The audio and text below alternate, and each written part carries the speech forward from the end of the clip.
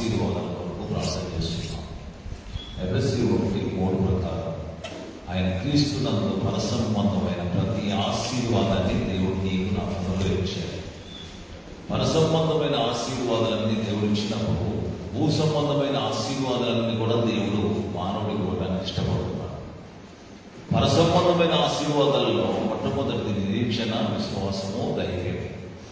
అంటే కరువులో కూడా సజీవులుగా పోషించే దేవుడు మన దేవుడు. కనుక భూ సంబంధమైనవన్నీ ఎలా వస్తాయో మనం వెతకడం నేర్చుకోవాలి. భూ సంబంధమే ఎక్కువగా మనసులో ఆశ కలిగి ఉంటారు.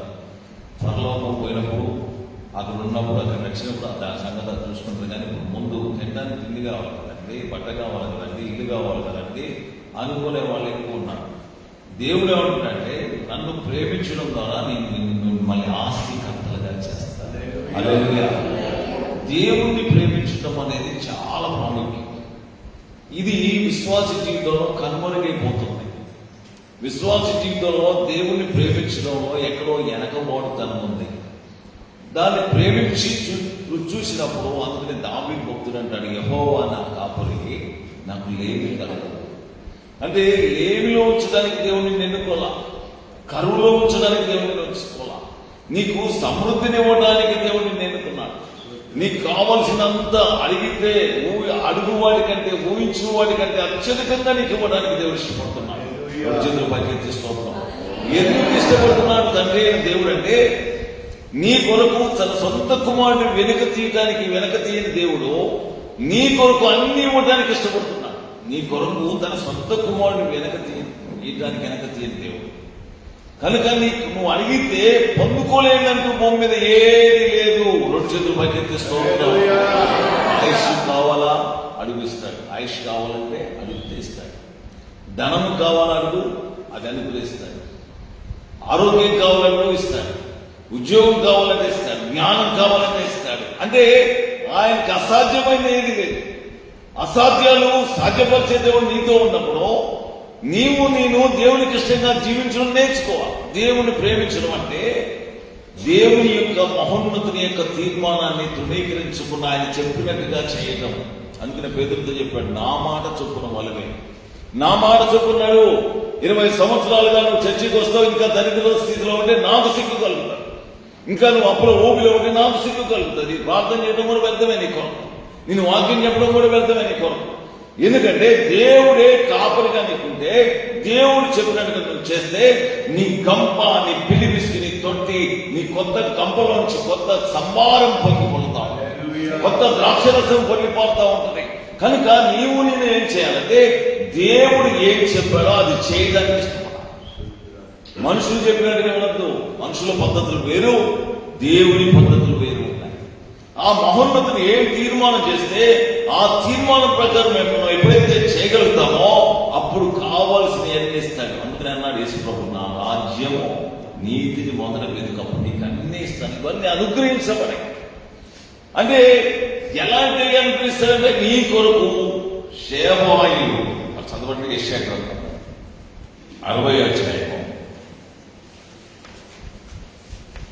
11వ వచనం. నీ యొద్దకు జనముల భాగ్యము తేయబడినట్లు నీ యొద్దకు జనాల భాగ్యాన్ని తీసుకొస్తాడంట. ఎంత గొప్ప భాగ్యం అండి. నీ యొద్దకు జనముల భాగ్యము తేబడినట్లు వారి రాజులు జయోత్సవంతో రప్పింపబడినట్లు నీ ద్వారములు రాత్రి పగళ్ళు వేయబడక నిత్యము తెరవబడి రాత్రి పగుళ్ళు. నీకు ధనం గురించి టెన్షన్ అవసరం లేదు. డోర్స్ అన్ని ఆయన ఓపెన్ చేస్తాడు. యెషయా గ్రంథంలో ఒక మాట రాయబడింది 45వ అధ్యాయం 3వ వచనం. పేరు పెట్టి నిన్ను పిలిచిన ఇశ్రాయేలు దేవుడైన యెహోవాను నేనే అని నువ్వు తెలుసుకున్నట్లు అంధకార స్థలంలో ఉంచబడిన నిధులు రాష్ట్ర స్థలములోని మరుగైన ధనము నీకు ఇచ్చేదను. ఏమిస్తాడంట? రాష్ట్ర స్థలాల్లో దాగిన ధనం, మరుగైన ధనాన్ని, ఇనప గడియలు విరిగొట్టబడతాయి, ఇద్దరు తలుపులు పగలగొట్టబడతాయి. ఎలా జరుగుతాయి ఇవన్నీ? ఎలా జరుగుతాయి? ఎంతగా నువ్వు దేవుని ప్రేమిస్తావో, ఎంతగా దేవుని హత్తుకొని నడుస్తావో నీ కొరకు డోర్స్ అన్ని ఓపెన్ అయిపోతుంటాయి. ఇనప గడియలు వెరగొట్టి ఇత్తడి తలుపులు మారుతాయి. నువ్వు దరిద్రంగా ఉంటే దేవుడికి ఏం మహిమ కలుగుద్ది? అంటే దేవుడు గొప్పవాడు అని చెప్తావు. బాబు నీ పరిస్థితే బాగాలేదు, నా జన్మాంతా బాగుంటా. అదే నువ్వు రిచ్ అవుతున్నావు అనుకో, నీకు కావలసినంత ఉందనుకో, బాబు దేవుడిని నమ్ముకున్నప్పుడు నా స్థితి ఇది, నా దీన స్థితిలో దేవుడిని హత్తుకున్నాను, దేవుని ఆనుకున్నడం ద్వారా నా స్థితిగతులన్నీ మార్చబడుతున్నాయని నువ్వు ఇతరులకు చెప్పగలిగినప్పుడు ఆ దేవుడి మీద విశ్వాసం ఉంచుతావు. ఆ దేవుడు ఎలా నమ్మావు? దేని కొరకు నమ్మావు? నీ దీన స్థితిలో ఉండడానికి కలుపు కాదు, నీకున్న స్థితి నివాసము నీ నీతికి తగినట్టుగా వర్ధిల్లాలి. ఎలా వర్ధిల్లాలంట? వర్ధిల్లుట అనేది చాలా ప్రాముఖ్యమైన విషయం. సంఘానికి వచ్చిన ప్రతి కుటుంబం వర్ధిల్లాలి. చేతులు పైకి తీసుకోవాలి. సంఘానికి వచ్చిన ప్రతి కుటుంబం వర్ధిల్లాలి. అది యోబు గ్రంథంలో 8వ అధ్యాయంలో ఏమన్న మాట. యోబు గ్రంథము చేయండి, 8వ అధ్యాయము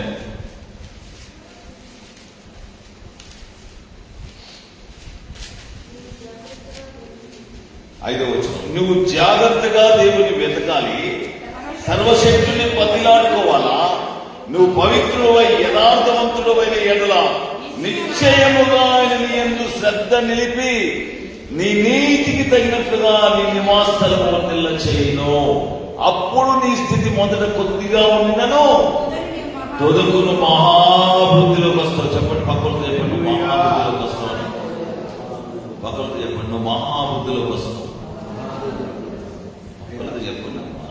వాళ్ళు రావడం ఇష్టం లేదే, పక్కలు రావడం ఇష్టం లేదా?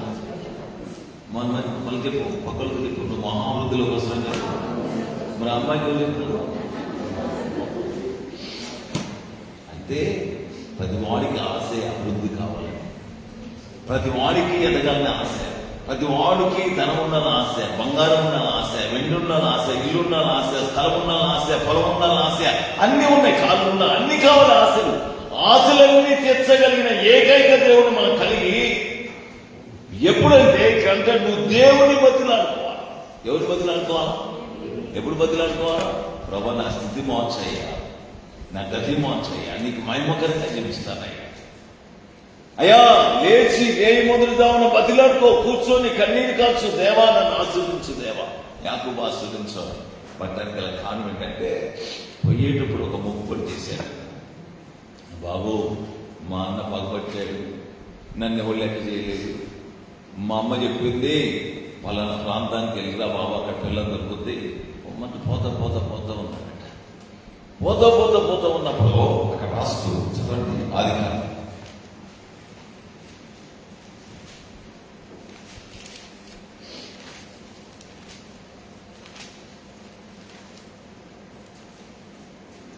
28వ అధ్యాయం 10వ వచనం.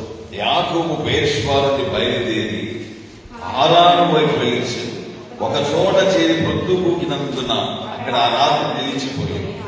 ఆ చోటి రాళ్ళు ఒకటి తీసుకుని తన తలగడగా చేసుకొని అక్కడ పండుకొనెను. అప్పుడు అందులో కలగరెను. అందులో ఒక నిచ్చెన భూమి మీద నిలబడి ఉండెను. దాని కొన ఆకాశం అంటుంది. దాని మీద దేవుని దూతలు ఎక్కుచూ దిగుచుండిరి.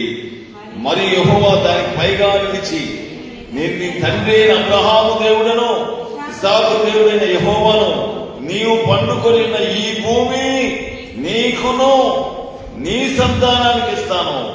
నీ సంతానం భూమి మీద లెక్కకు విస్కరేణి వలె అగును. నీవు పడమటి తట్టుకు, తూర్పు తట్టుకు, ఉత్తర తట్టుకు, దక్షిణ తట్టుకు వ్యాప్తి చెందుదువు. భూమి యొక్క వంశములన్నీ నీ మూలముగా నీ సంతానం మూలంగా ఆస్వాదించబడును. ఇదిగో నేను నీకు తోడైంది, నీ వెళ్ళు ప్రతి స్థలమందు నిన్ను కాపాడుచు ఈ దేశానికి నిన్ను మళ్ళా రప్పిస్తాను. నీతో చెప్పినది నెరవేర్చే వరకు నిన్ను ఎడవను. దేవుడితో పెనుగులాడే అనుభవాలు మనకు కావాలి. విశ్వాస జీవితం. ఆ ప్రొద్దుగూకింది, చీకటి కమ్మింది. ఆ బెయేర్షెబా అరణ్యంలో ఏకాంతంగా ప్రార్థన చేస్తున్నాడు యాకోబు. కుటుంబానికి దూరం అయిపోయాడు. నువ్వు ఎవరికైనా లోకానికి దూరం కావచ్చు, కానీ దేవుడికి దూరం కాకూడదు. ఎవరికి దూరమైన పర్వాలేదు, ఎవరికైనా దూరం కావచ్చు, కానీ ఎవరికి దూరం కాకూడదు? దేవుడికి దూరం కాకూడదు. తండ్రి ఆ అన్న అన్న ఏసావు చంపుతాడో నాకు భయం. తల్లి చెప్పింది, అరే బాబు దూరంగా వెళ్ళిపోరా, చంపేటట్టు ఉంది నిన్ను అనగానే బయటపడ్డాడు. బయటపడి వెళ్తూ ఏం చేయాలి తోచక అరణ్యంలో ఒంటరిగా ఉండిపోలే పరిస్థితి. ఈరోజు నువ్వు ఒక్కడిగా ఉన్నావేమో, కానీ దేవుడు నీకు తోడుగా ఉంటాడు. ఈరోజు నీ చుట్టూ నీకు సహాయం చేసేవారే, కరుణించేవారే నేను కానరాకుండా ఉన్నానేమో. ఒకవేళ నిజమైన స్నేహితులు నీకు విలువ ఎప్పుడు తెలుస్తుందంటే అప్పు అడిగినప్పుడు తెలుస్తుందంట. అప్పు అడిగితే నిజమైన స్నేహితులు ఎవరు తెలుస్తుందంట. లోకంలోనంట 4కి తట్టుకోలేరు. ఆయన చెప్పుకున్నప్పుడు కుదరదు కానీ చెప్తున్నా. యాకోబు ఒంటరిగా ఒక్కడిగా మిగిలిపోయాడు. అరణ్యంలో ఇప్పుడు దేవుని సన్నిధిలో నిత్యము ప్రార్థన చేస్తున్నాడు. టైం పాస్ చేసుకోవాలి. రాత్రి ఎందుకు వ్యర్థం చేసుకోవాలా? రాత్రి కూడా సెల్ ఫోన్ గెలుపుకుంటా కూర్చున్న బదులు మోకరిల్లి, దేవా నన్ను నిశ్చయము ఆస్వాదించు, నా జ్ఞానం దయచేయి. ఇదిగో మా అయ్య ఆస్తి మీద ఆధారపడినాయా, మా అమ్మ ఆస్తి మీద ఆధారపడినానా, నన్ను ఆశీర్వదించవా అని ఆయన సన్నిధిలో కూర్చోవాలి. యాకోబు అలా కూర్చోడున్నారు. ఏమంటున్నాడు దేవుడు ఏమంటున్నాడు, నీ మూలముగా నీ సంతానం మూలంగా ఆశ్రయించబడి, ఇదిగో నేను నీకు తోడైంది, నీ వెళ్ళు ప్రతి స్థలమందు నిన్ను కాపాడుచు ఈ దేశాన్ని మరలా తీసుకొస్తాను. నిశ్చయముగా నీ మూలంగా నీ సంతానం మూలంగా సమస్తం తూర్పు తట్టుకో, ఉత్తరం తట్టుకో, పడవ తట్టుకో, అన్ని కోణాలను ఆశ్రయించబడాలి. అన్ని కోణాల్లో అన్ని దిక్కుల్లో నీ ఆశీర్వాదం కనపడాలి ప్రజలకి. అలాగా ఆశ్రయించడానికి దేవుడు ఇష్టపడుతున్నాడు.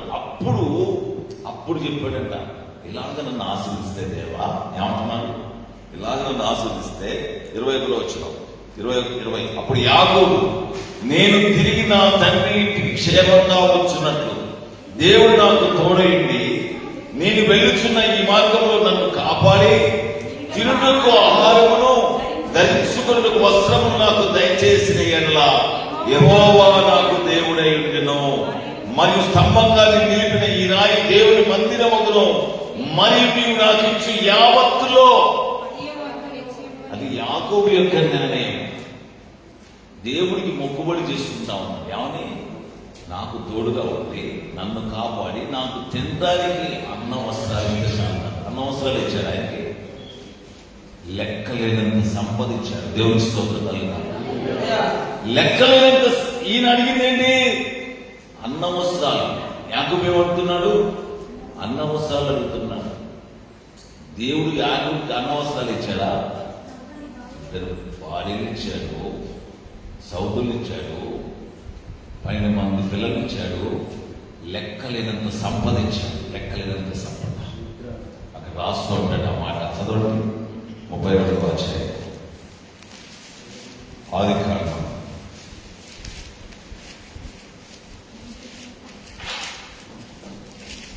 32వ అధ్యాయం 12వ వచనం. నేను నీకు తోడై నిశ్చయముగా మేలు చేయించు, విస్తారమవటం వల్ల లెక్కింపలేని సముద్రం ఇసుకవలేని సంతానం విస్తరింపజేయుటను సెలవిచ్చితివే. ఎంత ఉందండి ఆయన దగ్గర? కావలసినంత తట్టుకోలేకపోతున్నారు ఆశీర్వాదాన్ని. నీ గుండె కొట్టుకొని ఉప్పొంగుద్దంట. నువ్వు తట్టుకోలేవంట ఆ ధనాన్ని చూసినప్పుడు. ఎందుకు? సమస్తము ఆయన మూలముగా కలిగింది. ఆయన లేకుండా ఏది? సమస్తము ఆయనది. ఉదయం కూడా సుగుణక్కతో మాట్లాడుతున్నప్పుడు 5 గంటల ఆరాధన అయిపోయింది. 7 గంటలకు వెళ్ళాను. ఈ పక్క ప్లాట్ గురించి మాట్లాడుతున్నాం. అక్కడ నాకు ఏ ఆశ లేకుండా నేను అడగలేదు ఇవన్నీ. దేవుడు నేను అడగకముందే చాలా ఇచ్చాను. నాకు చాలా ఇవ్వడానికి నేనే అర్హత పొందుకోలే. కానీ నేను దేవుడినే ప్రేమించాను. దేవుడి వైపే చూస్తున్నాను. కానీ నేను అడిగిన దానికంటే, ఊహించిన దానికంటే నాకు ఎక్కువ ఇస్తున్నాడంట. నాకంటే ముందు ప్రారంభించిన సేవకులకి ఈరోజు పని లేదు. ఈరోజు కనీసం వసతి లేదు. ఈరోజు సరైన మందిరం లేదక్క. నాకంటే ముందు నాకు ఇంతగా ఇవ్వడానికి గల కారణం ఏంటంటే, నేను దేవుని హత్తుకొని దేవుని వైపే చూస్తూ దేవుని పని చేస్తూ ఉన్నాను కనుకనే అవన్నీ నా వెనకాల పడుస్తున్నాయి. వద్దులే ఇది నాకు పట్టుకుంటే అది కావాలని ఇస్తున్నాను. దేవుడు అట్లా డోర్స్ ఓపెన్ చేస్తున్నాడు అంటే చాలా చిన్న కన్నీరు కాచి, నాకు బ్రతుకిస్తే చాలు, అన్నం ఉంటే చాలు, వస్త్రం ఉంటే చాలు, ఆరోగ్యం ఇస్తే చాలు, ఆయుష్ ఇస్తే చాలంటే వాటితో పాటు సంపద దేవుడి గురించి ఇష్టపడుతున్నాను. నీకు కావలసినంత ఆయన సన్నిధిలో నిన్ను ధనవంతులుగా చేయడానికి దరిద్రులుగా వచ్చాడు. యాకోబుకి ఇచ్చినట్లుగా అదే దేవుడా, మన దేవుడు మారిందా? ఆయన ఒకే రీతిగా ఉన్నాడు, ఒకే రీతిగా ఉన్నాడు, మార్పు లేనివాడిగా ఉన్నాడు, మారినవాడిగా ఉన్నాడు, అసాధ్యాన్ని సాధ్యపరిచేవాడిగా ఉన్నాడు. కనుక ప్రియమైన దైవజనాంగమా, దేవుని సన్నిధిలో మొనపెట్టడము, విడుదల పొందడం ఒక ఎత్తైతే వచ్చిన సంపదతో దేవుణ్ణి గణపరచడం అంతకంటే ఎక్కువ. దావీదు అంటాడు, ఇంతగా హెచ్చించుటకు నేను ఎంతటి వాడు. ఇంతగా, ఎంత గొప్ప మాట అండి, ఎంత గొప్ప మాట. విశ్వాస జీవితంలో ఆ హృదయం రావాలి, ఆ హృదయం రావాలి. విశ్వాస జీవితంలో అనుక్షణము దేవుని మనస్సు ఎరిగి, హృదయాన్ని ఎరిగి ఆ విధంగా ప్రవర్తించడం నేర్చుకోవాలి. చాలా మందికి ఇవ్వటం రాదు. దేవుని పని అంటే వెనకే, లేదా మందిరం కడతాను అంటే ఆ 3 వారాలు మందిరానికే రాదు. ఇక్కడికి వస్తే ఏమన్నా ఇవ్వాలేమో, ఇక్కడికి వస్తే ఏదైనా పని చేయాలేమో, ఇక్కడికి వస్తే ఏదైనా సహాయం చేయాలేమో అని వెనక్కి కూడా నేను అనుకుంటా, వీళ్ళు మందిరం అంతా కంప్లీట్ అయిన తర్వాత వస్తారులే. పని అవుతుందా? పని అవుతుంది. ఎందుకు? దేవుడి పని ఏర్పాటు చేసుకుని దేవుడి పని కొరకే బతుకుతున్న మా జీవితాల్లో నాకు అసలు ఈ మొత్తం ఎవరికైనా ఇచ్చిపోమన్నా నేను వెళ్ళిపోతాను. మీకు తెలుసా, నాకంత విశ్వాసం ఉంది. ఇంతకంటే 1000 రెట్లు ఇచ్చే దేవుడు ఆయన. ఇది మొత్తం ఇచ్చిపోరా బాబు పలానా పాస్టర్ గారికి అని చెప్పినానుకో, నేను చెప్తున్నా, ప్రమాణం చేస్తున్నా దేవుడు ఎందుక కట్టుబట్టలతో వెళ్ళిపోతా. బయట నాకు ఎందుకు? ఆయన మామూలు దేవుడు కాదు, ఆయన అతి భయంకరుడైన దేవుడు, రోషం గల దేవుడు. అబ్రాహాముకు ఒక కుమారుడు అంటే ఇవ్వడానికి వెనక్కి తీయాలి. అప్పుడు అన్నారు తెలుసా, ఎవరు తెలుసా? అబ్రాహంతోనే, గో నువ్వు నా మాట ఉన్నావు కదా, నేను నీకేం చేస్తాను చూడు, తీయండి.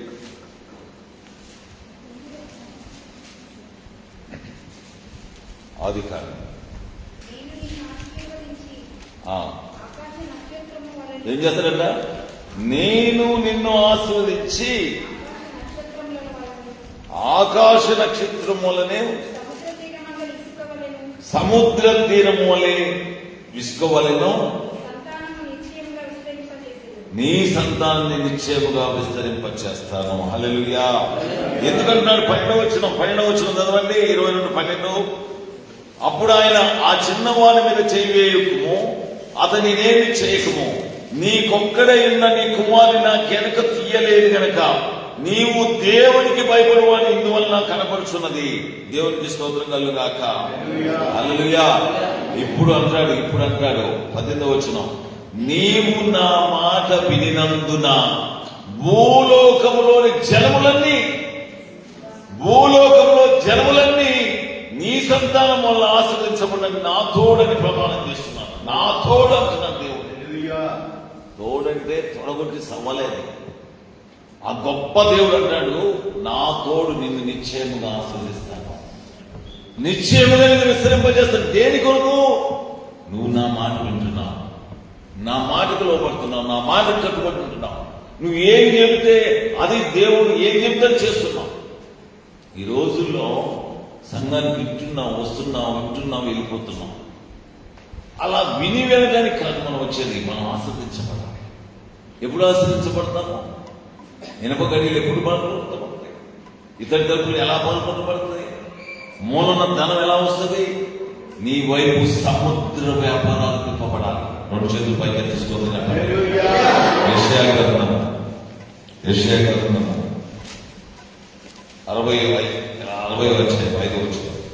నీవు చూచి ప్రకాశింతువు, నీ గుండె కొట్టుకొచ్చు పొంగును, సముద్ర వ్యాపారము నీ వైపు త్రిప్పబడును, జనముల ఐశ్వర్యము నీ అందుకొచ్చును. ఏ వ్యాపారం తిప్పబడాలి? సముద్ర వ్యాపారాన్ని వైపు తిప్పబడాలి. నువ్వు ఊహించలేని అభివృద్ధి. ఒక ఆయన అప్పులతో పోతున్నాడు, భార్యను తీసుకొని పిల్లలు లేదు, పిల్లల కొరకు ఇంకొక వాళ్ళ చెల్లెని చేసుకున్నాడు. అప్పుల ఊబి ఏం చేయాలో దుక్కుతో చెట్లు రైల్లో పోతున్నాడు, పరారైపోతాడు. తను ఉన్న స్థలాన్ని ఇచ్చిపెట్టి వెళ్తా ఉంటే ఆ నాలాంటి ఒకరు తగిన సువార్తడు యేసు గురించి ఆయన చెప్పాడంటే, బాబు మీరు చాలా హై క్యాస్ట్ అండి, కొంతమందికి అప్పులు ఎక్కువైనా కుల ఫీలింగ్ పోదు. బాబు మాకు చాలా హై క్యాస్ట్ అండి, యేసు ప్రభు నమ్ముకోండి సిగ్గండి. అరే బాబు అప్పులు అయ్యి పరారైతున్నా నీకు యేసు ప్రభు నమ్ముకోవడానికి ఎట్లా బాబు అని చెప్తే భార్య ఏంటంట, పెద్ద భార్య, ఏమండి ఇప్పుడే మనం పరారవుతున్నాం, ఒకసారి నన్ను చూద్దామండి. అయ్యా మేము నమ్ముకుంటాం అయ్యా, మేము ఎక్కడ పోతున్నాం మాకే తెలియదు, వైజాగ్ అయితే టికెట్ కొన్నాం, ఎక్కడ దిగాలో తెలియదు, మాకు ఏడు పోవడం కూడా తెలియదు అంటే ప్రార్థన చేస్తే దేవుడు అన్నాడట, వైజాగ్ పో నిన్ను ఆశీర్వదిస్తాను అంటే. వైజాగ్ వెళితే ఆ షిప్ యార్డ్కి వెళ్ళి ఆ చేపలు 100-200 పాస్టర్ గారి దగ్గర వచ్చిండు 500 అది దిగి ఆ చేపలు తీసుకొని రోడ్డు మీద పెట్టి అమ్మటం నేర్చుకున్నాడు. ఆ రోజు 500 లాభం వచ్చింది. అలా చేపల వ్యాపారం చేసి రొయ్యలు ఇంటర్నేషనల్ ఇతర దేశాలకు ఎక్స్పోర్ట్ చేసేవాడు ఎదిగారు. స్టీల్ ప్లాంట్ పక్కన 14 ఎకరాలు ఏదో ప్రాంతంలో 125 ఎకరాలు, ఒక్కాడ 2,500 గజాలు, ఇంకొక అంటే మహారాజు గారి కోటలాగా మార్చబడింది. వాళ్ళ ఇంట్లో జీవులు తుక్కుపట్టి ఉంటాయి. ఏం జీవులు కలిపి పెద్ద కంపెనీ 50 లక్షలు ఉంటుంది కాస్ట్. అవి తుక్కుపడుతుంది పక్కన పెద్ద కుక్కలు. ఏం చేశాడు తెలుసా, ఒక మందిరాన్ని కట్టేశాడు ఆ ఊళ్ళో. ఆ మందిరం కట్టించి దాన్ని ఏసీ చేసి ఒక ఒరిస్సా నుంచి ఒక సేవకుని పెట్టి ఆ ప్రాంతం అంతా రక్షణలోకి రావాలని. నేనేమన్నా రాజశేఖర్ వాళ్ళ ఇంట్లో అక్కడికి వెళ్తే వైజాగ్ వాళ్ళ ఇంటికి వెళ్ళకుండా తినకుండా ఉన్నాను. ఏ స్థితిలో ఉన్నవాడిని దేవుడు ఆశీర్వదించాడు, ఏ స్థితిలో ప్రాణవుతున్న వాడిని పట్టుకున్నాడు. నిన్ను పట్టుకుని ఎన్ని సంవత్సరాల క్రితం దేవుడు నిన్ను పట్టుకొని నిన్ను ప్రేమించి పిలిచి వాక్యం ఉంటుంది. నీ జీవితంలో ఇంకా ఎప్పుడు ఎదుగుతావు, ఎప్పుడు ఫలిస్తావు? దేవుని కొరకు నువ్వు నిలబడితే దేవుడు నీ కొరకు నిలబడతాడు. దేవుడి పక్షంగా నువ్వు ఉంటే నీ పక్షంగా దేవుడు నిలబడతాడు. నేనేమంటానంటే, ఆయన నమ్మి చెడిపోయిన వాడు ఎవరు లేడు. ఆయన నమ్మి చెడిపోయిన వాడు లేడు. సముద్ర వ్యాపారం నీ వైపు తిప్పబడుతుంది. కొత్త ఆలోచనలు ఇస్తాడు దేవుడు. నేను వచ్చాను దేవుడి నుంచి వచ్చాను, దేవుడు నమ్ముకున్నాను, తినడానికి తిరిగేది. అబ్బో ప్రభు ఏం చేయలేదు, పాల వ్యాపారం చేయాలి, నాకు పొద్దుడే పత్రిక వచ్చింది. పాల వ్యాపారం నాకు తెలియదుగా, చేయి. ఫస్ట్ రోజు అమ్మితే తెల్లవారుజామున ఎవడు చంపుతాడో తెలియదు. నా కొరకు తిరుగుతున్నారు, కత్తులు వేసుకుని ఒక పక్క బాంబులు వేసుకుని తిరుగుతున్నారు. ఆ దాంచులో నిలబడి ఆ పాల వ్యాపారం చేయమంటే పాల వ్యాపారం కొరకు 3 గంటలకి ఆ బూత్లో 3 బాక్సులు అంటే 30 లీటర్ల పాలు పెట్టుకొని కూర్చున్నాను. 1 లీటర్ ఇంటి వాళ్ళు తీసుకుపోయి రూపాయి ఇచ్చింది అంతే. మా పాస్టర్ గారిని పిలిచి ఆ రూపాయి ఇచ్చారు. నా ప్రార్థన నెల రోజులు తిరగక ముందే రోజుకి 1,500 లీటర్ల పాలను నాకు వచ్చే దాంట్లో దశమ భాగం కాదు, 20% తీస్తాను నేను. 20% ఎక్కువ దేవుడు 20% తీసి ఈ సేవకి, స్వార్థకి, సేవకులకి అందరికీ ప్రేమిస్తున్నాను. అలా అప్పటి నుంచి అలవాటు చేసుకున్నాను. నివాసలం దేవుడు వదిలుతూ ఆ ఫోటోగ్రఫీ స్టార్ట్ చేస్తారు. రాష్ట్రాయి ఫోటోగ్రఫీ అవార్డు పెట్టారు. దేవుడు కళల్లో పెట్టగలిగే ఆ కృపణించారు. మిక్సింగ్ రాత్రి పోగులు 10 మంది పిల్లలు పనిచేస్తున్నారు. తరుణంలో ఒక అనారోగ్య వ్యక్తికి ఎంటాడుతూ ఉంది, భయం కలుగుతుంది, చచ్చిపోతానేమో అని అనేక మంది సేవకుల దగ్గరికి వెళ్ళాను, ప్రార్థనలకు వెళ్ళాను. వీడియో ఉచితంగా తీసేవాడిని, సేవకులకి. ఆ సేవకులు అంటు పెట్టుకొని మన్నిన గడ్డలు తగ్గు తెమ్మని అసలు దేవుడి చిత్తమైందని కూర్చున్నాను. అంతే దేవుడు అన్నాడు, నువ్వు నా నా సేవ చేయమన్నాడు. మొత్తం వ్యాపారాలు ఎంటికతో సమానంగా పక్కన పడేసి కూర్చుని ఒక సాపేసుకొని ఆ దినం అన్నింట్లో ప్రారంభమైన ఈ పరిచర్య 2500 గ్రామాల్లో సువార్త చేయడానికి, 221 మంది సేవకులు సిద్ధపరచడానికి, అనేక మందికి, రోగులకి, బలహీనులకి, అనేక మందికి ఆశీర్వాదకరంగా విరిచి బోధిస్తా ఉన్నాడు. దేవుడికి స్తోత్రం కలుగుగాక. నిన్ను కూడా ఆ విధంగా విస్తరింపచేస్తాడు. ఆ విధంగా కావాల్సిన ఈవులిస్తాడు. ఎప్పుడంటే నువ్వు దేవుని చిత్తాన్ని గ్రహించి దేవుని చిత్తానుసారంగా నడుస్తున్నావు. జనముల ఐశ్వర్యాన్ని నువ్వు అనుభవించేది చేస్తాడు. గోమాట ఉంటుంది. గోమాట 45వ అధ్యాయం, అదే గ్రంథం, యెషయా గ్రంథం 45వ అధ్యాయం 2వ వచనం. నేను నీకు ముందుగా పోవచ్చు, మెట్టగా ఉన్న స్థలములను సరళం చేస్తాను. 13వ వచనం. నీతిని బట్టి కోరేషి రేపిదని అతని మార్గములన్నీ సరళం చేస్తాను. సాధారణంగా ఒకవేళ నీ డోర్స్ ఓపెన్ చేయకుండా మూసేసిన ఒక వ్యాపారంలో 7 మార్గాలు దేవుని కొరకు తెలుస్తాడు. 7 మార్గాలు డోర్స్ ఓపెన్ చేస్తాడు. ఒక మార్గంలో మోస్తే 7 మార్గాలు, 7 త్రోవల్లో నేను అభివృద్ధిలో తీసుకొస్తాడు. ఏ పని చేసినా నీ రొట్టె పెరిగి నేతిలో పడుతుంటే దేవునికి తోడుగా ఉంటే, అవతలోడికి కలిసి రాకపోతే ఆ వ్యాపారం చేస్తే అవతలోడికి నష్టం కలుగుతుంది, అవతలోడికి నీకు మాత్రం లాభం వచ్చినట్టు చేస్తాడు. వాస్తు బాగలేని షాప్ ఎవడెక్కలా. నేను ప్రారంభించిన దినాల్లో వాస్తు బాగలేక ఎవడు ముట్టుకోలా. కానీ అది నా కొరకే దేవుడు ఇచ్చాను. ప్రార్థన చేసి మా పాస్టర్ గారు నేను ప్రార్థన చేసి ప్రారంభించాం అంతే. అది రాత్రి మొగులు నడుస్తూనే ఉంది. ఒకవేళ డోర్స్ మూసిపడినట్టుగా నీకు కనపడుతుందేమో ప్రస్తుతానికి బిజినెస్ లో అభివృద్ధిలోకి రాకుండా, కానీ నీ కొరకు ఇంకొక మార్గాన్ని సరళం చేస్తాడు. ఇంకొక రకమైన ఆలోచన చెప్తాడు. ఏది ఎప్పుడు నీకు తక్కువ అవ్వదు. ఆయన నీకు తోడుగా ఉన్నాడా లేదా అది నువ్వు చూసుకో. ఆయన చెప్పినట్టుగా నీకు చేస్తున్నానా చేయట్లేదు అది చూసుకో. ఆయనకి ఇష్టమైన పని చేస్తున్నప్పుడు నాకు ఇష్టమైన ఆయన చేస్తాడు. కనుక నీతిని బట్టి నిన్ను లేపాడు దేవుడు. నీ మార్గాలన్నీ డోర్స్ అన్ని ఓపెన్ అవుతాయి. అందుకని పక్కన 3 అంటాడు, ఇదిగో తలుపు నీ ఎదుట తీసిన్నాను, ఎవడు దాన్ని వేయలేడు. వేసే పరిస్థితి లేదుగా. ఇక నువ్వు ఎప్పుడు అప్పుల ఊపిలో, ఎప్పుడు ఆ దరిద్ర ఊపిలో, ఎప్పుడు అనారోగ్యంతో ఉండవలసిన పని లేదు. ఎందుకు? దేవుణ్ణి నువ్వు ఆశ్రయదుర్గంగా చేసుకున్నప్పుడు, పిలిస్తే పలికే దేవుడు నీతో ఉన్నప్పుడు, ఆయన పేరు ఏదైనా ఆశ గల ప్రాణాన్ని తృప్తిపరిచే దేవుడు. నీ ఆశ నిశ్చయముగా భంగము కానేనదు.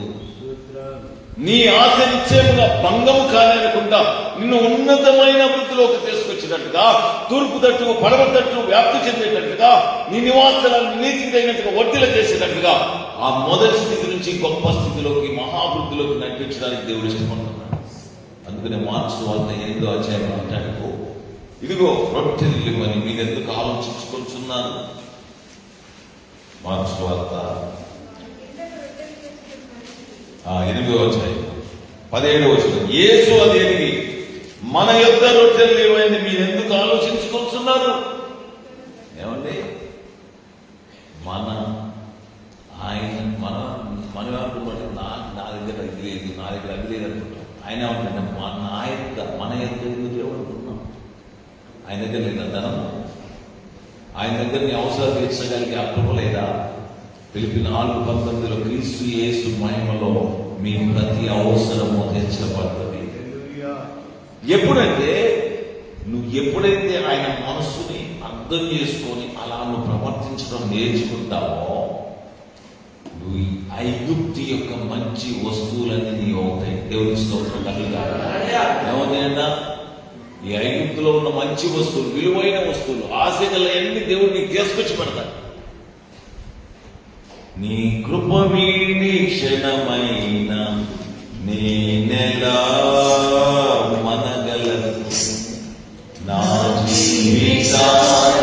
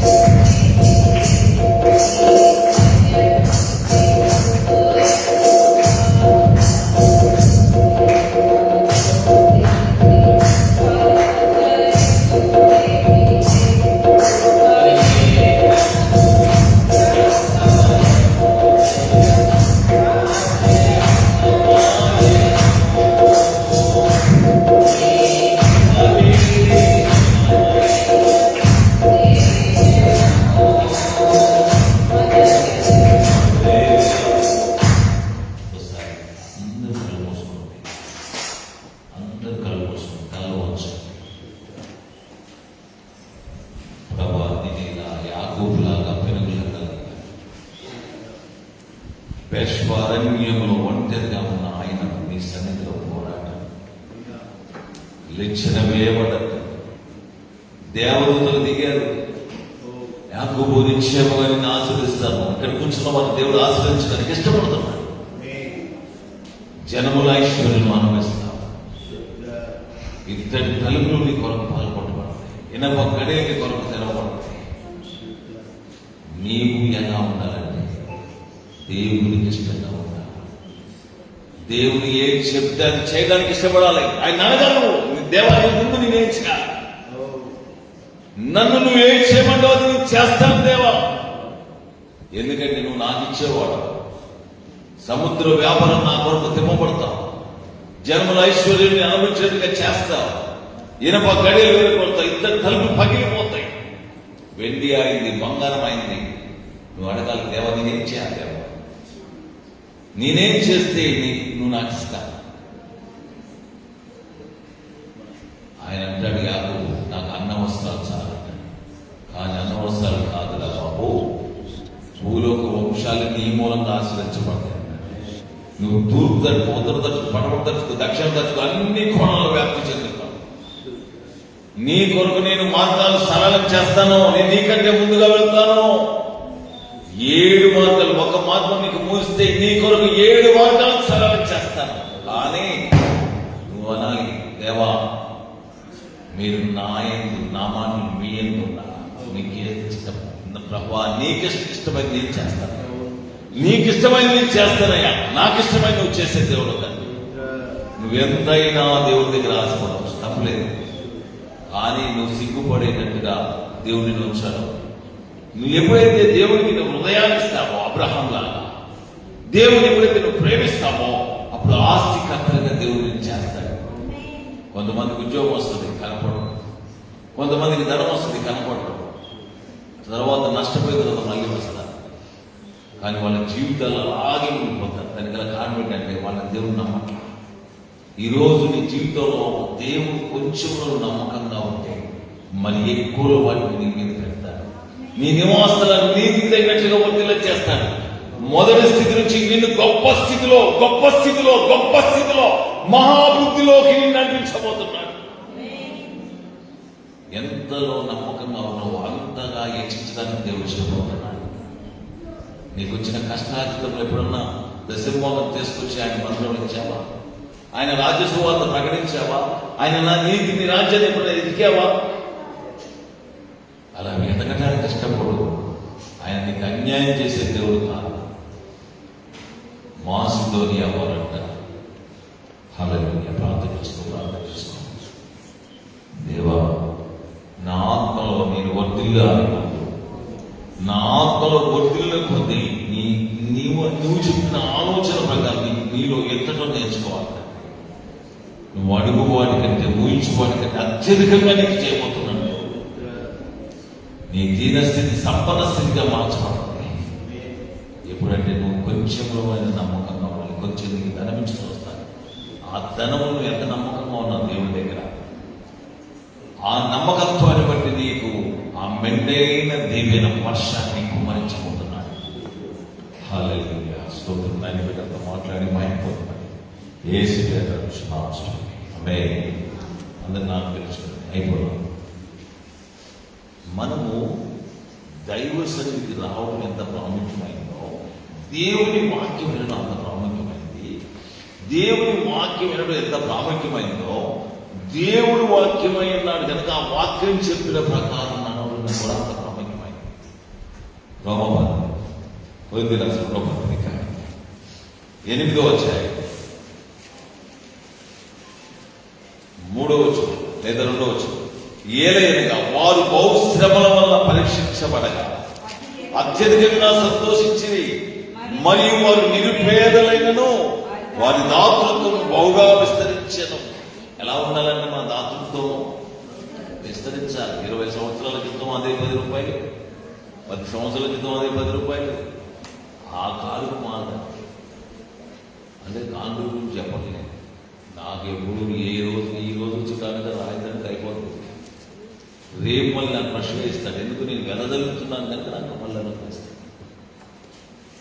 ఎప్పుడు తగ్గుకోదు. మొన్న ఒకళ్ళు 1,00,000 రూపాయలు ఇచ్చిపోయారు. ఇస్తే ప్రభు ఏం చేయాలంటే దానికి అడ్వాన్స్ చేయాలి. నేను ఎవరు అనగా శ్రీనివాస్ గారిని అడుగుదాం అనుకున్నాను 1,00,000 వాళ్ళు, లేకపోతే వీళ్ళకి అడుగుదాం అనుకున్నాను. వాళ్ళు వచ్చారు. అమ్మాయి వచ్చి 1,00,000 రూపాయలు ఇచ్చిపోయారు. నిన్న ఒకళ్ళు వచ్చి 50 ఇచ్చిపోయారు. ఎందుకు? ప్రతిరోజు నా దాతృత్వం ఇంకెక్కువ అవుతుంది. ఇతరులకి ఇవ్వటంలో, ఇతరులకి పంచడంలో, ఆ గవర్నమెంట్ హాస్పిటల్లో, ఆ టీబీ వార్డులో ఆ రోగులకి ప్రతిరోజు దాతృత్వం. నాకెవరన్నా ఇస్తే నేను పంచుకున్నా. ఇక్కడ నుంచి కాలేజీలో సేవకుడి దగ్గరికి పోయి ఆయనకు ఒక 5,000, అయ్యా అన్న ఇంకో పాస్టర్ గారు మా పిల్లలకి ఫీజు కట్టుకోవాలి, ఆయనకి కట్టు. ఇంకో పాస్టర్ గారు ఫోన్ చేసి అయ్యా మా పరిస్థితి ఫుడ్ కొలేదు వాళ్ళకి. అంటే దాతృత్వం ఎంతగా నీ జీవితంలో విస్తరిస్తుందో, ఇతరులకి ఏమన్నా నేర్చుకుంటామో అంతగా దేవుడు నీకు డోర్స్ ఓపెన్ చేస్తాడు.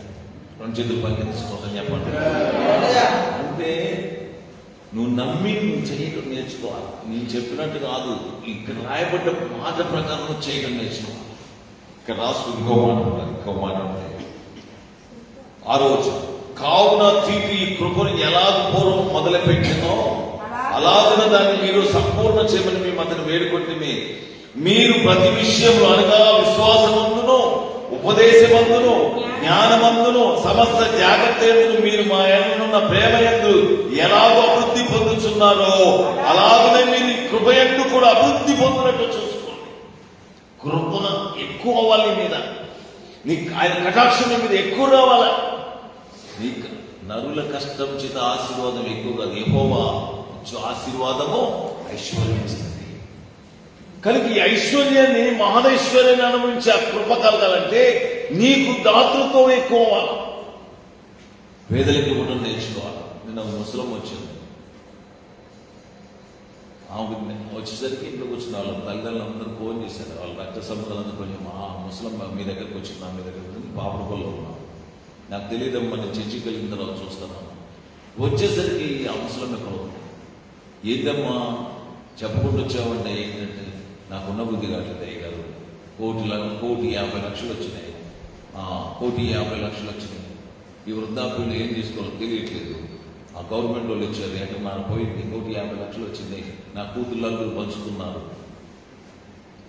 నాకు రూపాయి ఆ సంచి కొడుకొని వచ్చి పెద్దదే కాలి సంచి అన్నం ఉంది. అన్నం తినమ్మా ముందు అన్నం పెట్టి నీరు వచ్చి పక్క బట్టలు వేసి పడుకోబెట్టి మంచులు బట్టలు పెట్టి ఫ్యాన్ వేసి లైట్ వేసి తెల్లవారు 4 గంటల మళ్ళీ వచ్చి ఆమెను ప్రార్థన చేసి ఆమె తీసి నేను పెట్టి ఆమె వెళ్తుంది. బిడ్డలు ఎక్కువ చేయట్లా.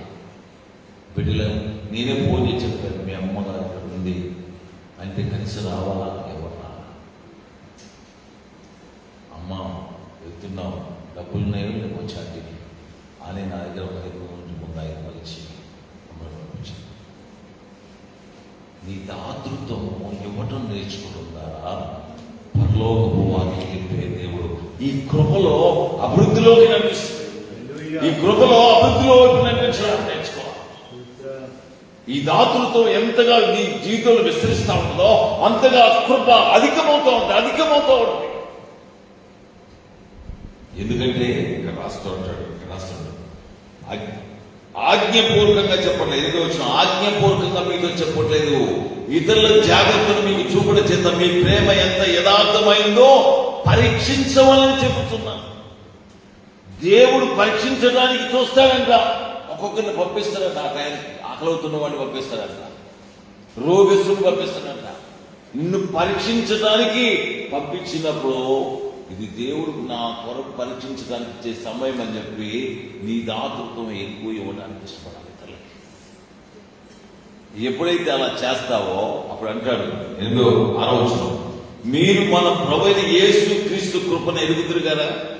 ఆయన ధనవంతుడైంది, మీరు తన దరిద్రము వల్ల ధనవంతులు కావాలని మీ నిమిత్తము దరిద్రుడాయన. మిమ్మల్ని ధనవంతులు చేసేంత వరకు దేవుడు విడిచిపెట్టడు. ఎప్పుడంటే నువ్వు దాతృత్వం ఎక్కువగా కలిగి ఉన్నప్పుడు, బీదలకు సహాయం చేస్తున్నప్పుడు, రోగులకు సహాయం చేస్తున్నప్పుడు, సువార్తకు సహకరిస్తున్నప్పుడు, సేవకులు జ్ఞాపకం చేస్తున్నప్పుడు దేవుడు అద్భుతమైన రీతిగా కుటుంబాన్ని దేవుడు దీవిస్తాడు. ఉన్నతమైన ఎదుగుదల నీ జీవితంలో అనుకోని రీతిగా ఆశ్రయించబడతావు. ఆయుష్ పెరుగుద్ది, ఆరోగ్యం పెరుగుద్ది, సంపద పెరుగుద్ది, సమృద్ధి మేలుతో నింపబడతావు. తల వచ్చి ప్రార్థించు. పరిశుద్ధుడా, దైవ కృపగలవాడ, మహోన్నతుడా, మహోపకారి, మాసిదోనియా సంఘము